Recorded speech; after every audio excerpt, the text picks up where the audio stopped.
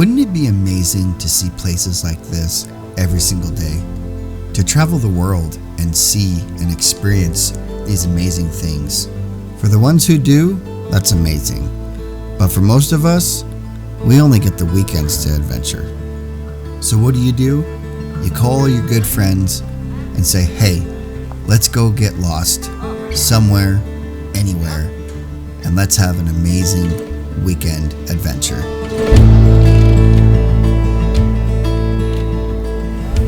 And so that's exactly what I did. I put an open invite on my Facebook page, and it was great to see how many people responded to my open invite. And for this weekend's adventure, our destination is up on the Bighorn Mountains of Wyoming, and we will be tackling the Little Goose Falls Trail. It was so cool to see the mixed variety of vehicles that showed up for this weekend's adventure. From great big full-size trucks down to small compact SUVs. After checking out everybody's vehicles and introducing ourselves to each other, we aired down our tires and we headed out to hit the trail. And with a group of 10 vehicles, this weekend's adventure is going to be a great one.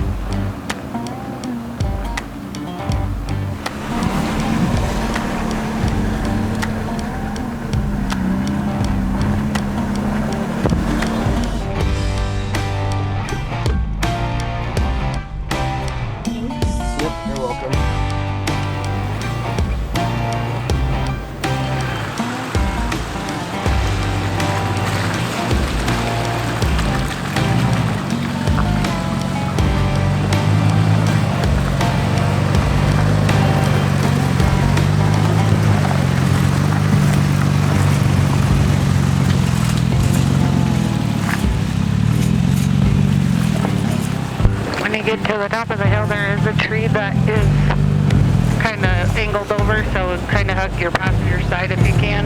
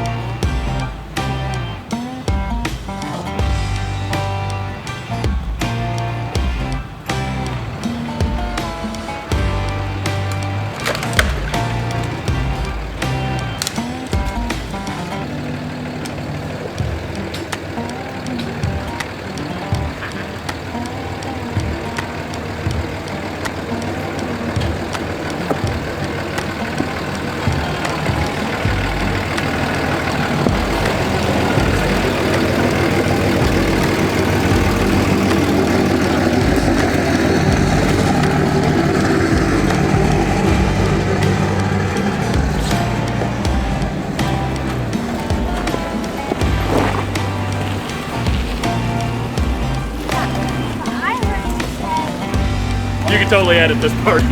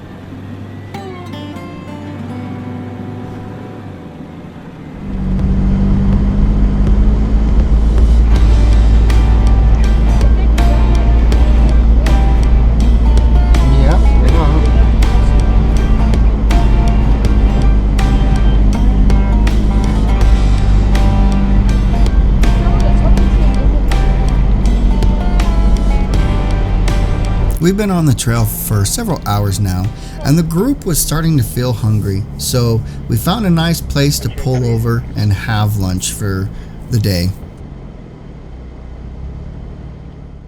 Everybody was enjoying themselves and the trail so far today, and while everybody was having lunch, I snuck off to take a nice little walk through the woods.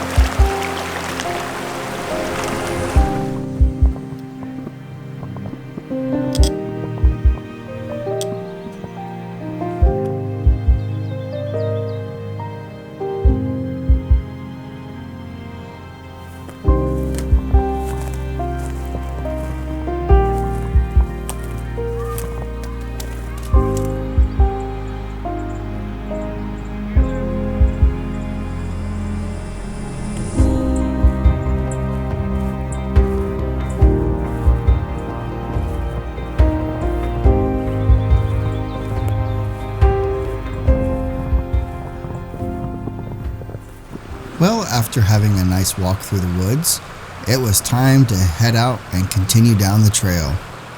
The trail from this point on is not going to be as rocky as the section that we just did, which will allow us to travel at a little bit faster pace.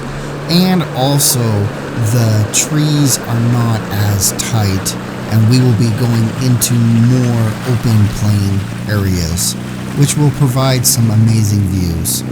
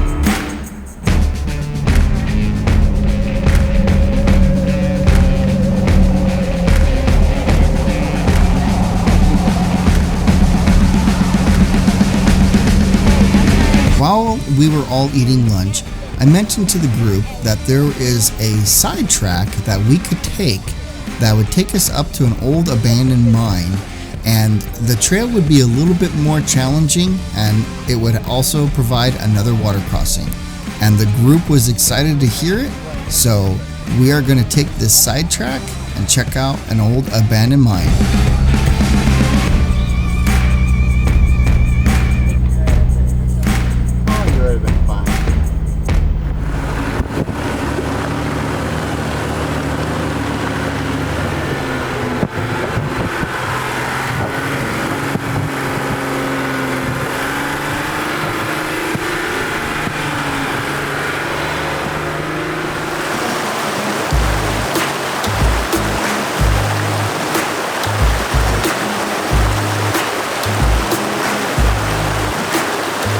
Crossing Little Goose Creek can get quite deep depending on what time of the year you cross it.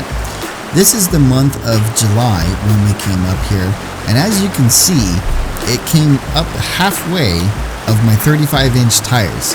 Now, can you only imagine if you were to cross this during the spring runoff? I definitely wouldn't try it.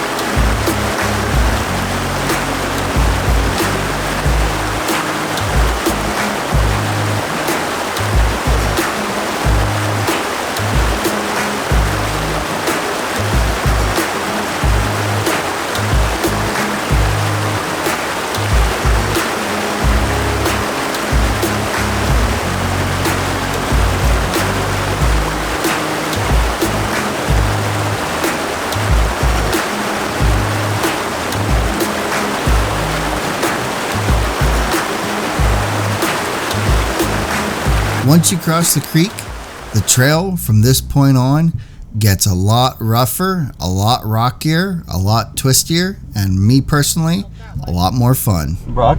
Yeah.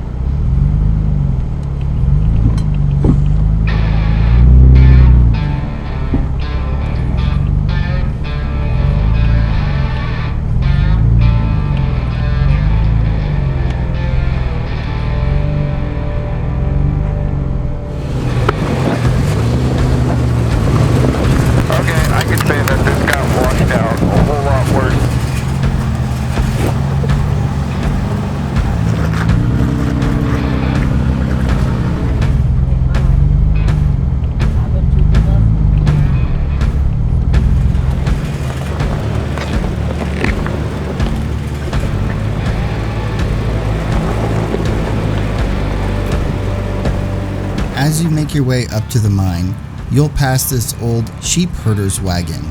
Sheep herders would use these wagons to transport their supplies up into the mountains, and they would live in them while they watched over their herds. Once you've passed the old sheep herder's wagon, it was just a little bit farther to the old gold mine location. The first thing you'll see when you arrive at the mine location is this old miner's shack. And sitting right next to the old miner's shed is this old school bus. Now I'm guessing that they used this bus to live in and they towed it up with a piece of equipment because the axles were still underneath it, but there was no engine and transmission. And when I went inside to check it out, you could see where there was an old stove. And the oldest date that I could find was 1998. And this bus totally reminded me of that movie, Into the Wild. A little bit farther past the old miner's cabin is the foundations of the old crusher mill, which the kids ended up turning it into their own personal slide. The miners would crush the ore into a manageable size that then they would load into burlap sacks and then haul down off the mountain in their old wagons. We all really enjoyed ourselves as we explored the mine site and the old miner's cabin. And it was finally time to head back down the trail and continue finishing the Goose Falls Trail and then eventually make our way back to camp. The trail to the mine is a one-way in and one-way out trail. And if you don't want to tackle the water crossing or the rocks going up to the mine, there is a small area that you can park a couple of vehicles to hike up to the mine or jump in with your buddies. For us, we had a few people that opted not to go up, which was okay. And when we got the group back down, we all resumed as one group to finish out the trail.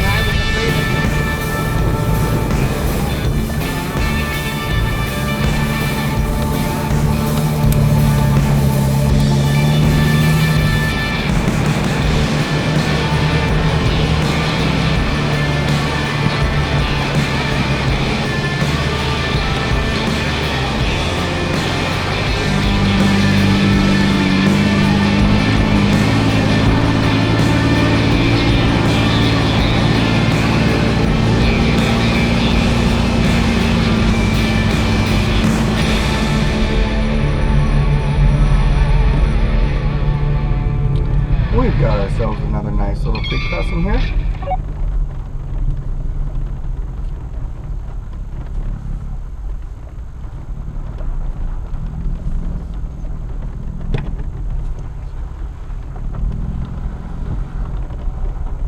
Do you like the butterflies?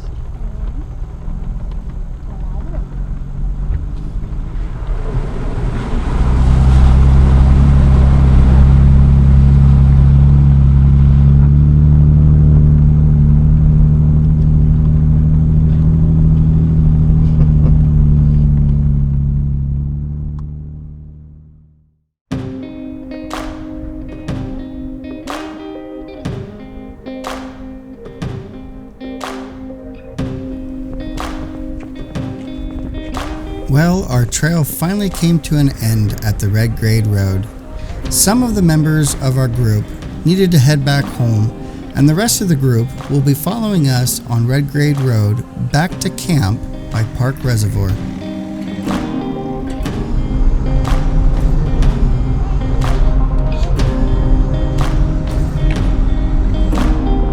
It was about a 10-mile drive back on the Red Grade Road, and the Red Grade Road is an absolute beautiful drive to take, not difficult at all, and I highly recommend for those just wanting a nice leisurely drive to travel this Red Grade Road.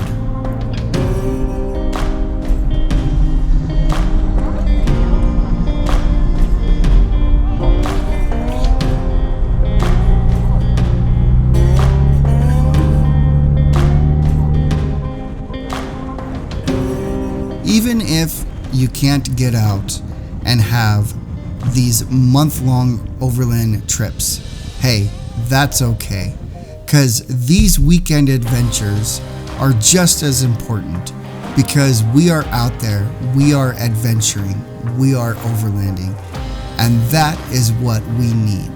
Life's too short to sit around and to do nothing. So, until then, we'll see you out on the trail.